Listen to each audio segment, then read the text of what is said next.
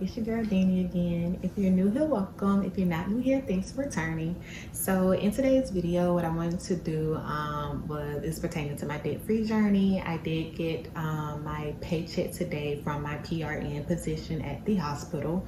So what I wanted to do is break down the paycheck with you and show you how I'm working on my debt-free journey. So what I did was, hope you see it fine. I know it's a little blurry, like from the lights and stuff. So this is my December 5th paycheck, the first paycheck that I did receive for the month of December. I completed 35 hours, which brought my take-home pay to $938.91. And of course, I love a good scripture. So the scripture I have placed here is from Proverbs 28:6. So to break down the paycheck here, take home pay of $938.91. I did have $10.22 previously in my bank account, which brought my total to $949.13. I tithe $93.89, which then brought my remaining balance to $855.24. From there, I put money, I made a payment to my city loan. Even though my city loan payment wasn't really due until January 2nd, but I did make a payment there. So that was at $288.45, and that is the minimum payment as well for this particular loan. And that brought my remaining balance to $566.79.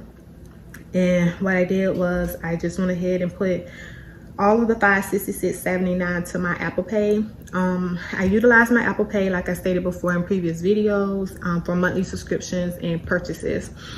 My Apple Pay is something that me and my husband split, because our goal, we try to keep this card at a point where we make the full, monthly 30-day payment before any interest occurs. So anywho, that then brings my balance to $0. So the debt that I am in, I have city loan, and this is updated amounts. I have city loan now at $8,025. I have my city credit card that's at $4,000, $4,752. I have Apple Pay credit card at $2,821, and then I have student loans at $9,071. All these amounts do include the interest as well, any current interest that I have occurred. So I've been kind of just thinking about some different things and how to further go about my debt-free journey. And I think what I pretty much came to I guess you could say conclusion of, at this time at least, is to initiate the velocity banking method. So I'm not sure if many of you guys are aware of the velocity banking method, and sometimes it seems to work for some, and then it seems to not work for some at least. But with the velocity, sorry, I can't speak right now. I have my retainers in. The velocity banking method is basically a cash flow strategy using a line of credit. You're putting your income to work immediately, shortening the debt by tackling principal faster. So what I came to the conclusion of after I had already paid this city loan payment, I was like, oh man, I should have waited to make a payment here, and I could have put this $288.45 to my city credit card, because now and going forward at this point, what I'm going to do, utilizing the velocity banking method, I'm going to allow my cash flow to go ahead and start working for me. So since the city credit card and the Apple Pay credit card are two, items that I could pull from if ever needed to be, if I ever need to make like a big purchase or anything of that nature, I'm able to pull from those two versus the city loan and the student loans. I can't pull money from those, I'm just basically having to just give money back to it, of course, but I can't pull from it. But these two I can. So I made a plan that beginning the next paycheck, what I'm going to do is just initiate the Valencia banking method and pay more towards these two.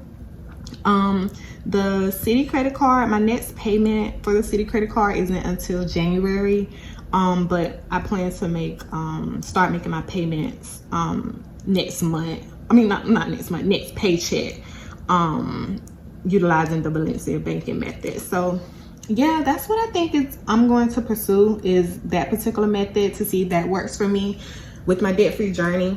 I was pursuing cash stuffing. I was trying to see how that works for me, but I'm kind of like, let me try a different way and see how things go. So right now, the only cash stuffing that I am doing is the savings from parking fees. So as you can recall from our previous video, I stated that with my job, you either park in the garage where it's $1 fee to get out, or you park more farther from the job and walk, you know, which is free, of course, to walk, right? So what I do is to not park in the garage and having to pay a fee. What I say is, okay, well, on the days that I do go to work and I walk all the way from my car, all the way from my car to the job, I'm going to put the $1 in this envelope and then go from there. So as you can see, I started November 17th, which was about what that was, like 2 weeks ago, right? So these are the days I have so far, from November 17th. Each day I worked, I went ahead and did a tally. So the days I do need to add on is 1, 2, 3, 4, 5, 6, 7. I have 7 days, which also I'm going to include today. So I have 8 days that I need to add on to this envelope, because today is Friday and I do plan to go in and work a few hours today. So I'm gonna go ahead and add on today as well. So in total, that'll be 1, 2, 3, 4, 5, 6, 7, 8. So 8 days. All right, y'all, so what I did was I went ahead and added the additional days that I have worked up until today's date, because I do plan to go to work actually after I record this video. So previously in this envelope was only $4, and then I went ahead and added the additional 8 days. So that brings this envelope to, I had 4, 5, 6, 7, 8, 9, 10, 11, 12. So this envelope should have $12 in here, in total.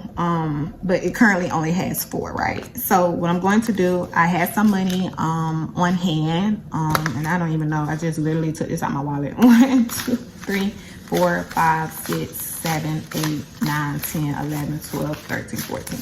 So I have $14 on hand, and what I'm going to do is bring this envelope to a total of $12. So I currently have 1, 2, 4 in here, so I bring it to 12. 1, 2, 3, 4, 5, 6, 7, 8, 9, 10, 11, 12.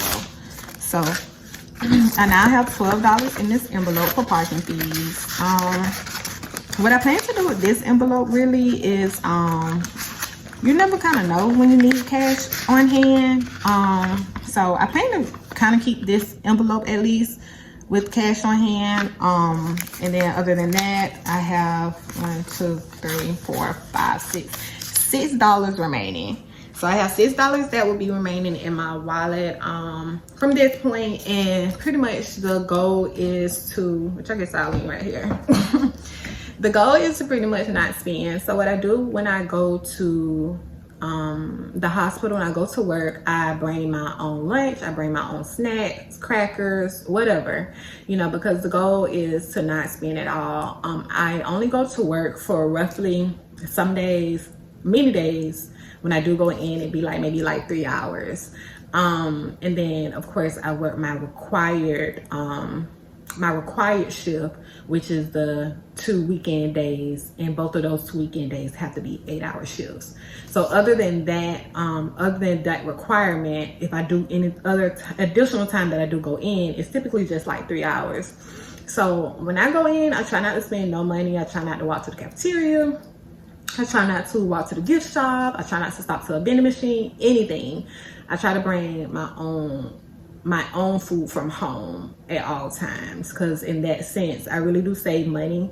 The gift shop is kind of pricey. You might be looking at like almost $3 for like a Snicker bar or something like that. Or if you want to go to the cafeteria and you want you a pack of cookies, which only 3 small cookies come in a pack, you're looking at maybe like the same, like $3, you know. So that stuff adds up, you know. If you do it every time, if I was to do that every time I go in, it adds up, right? So the goal is to not spend any money. So like I stated, I bring my own snacks and just go from there. So yeah, other than that, I do plan to do a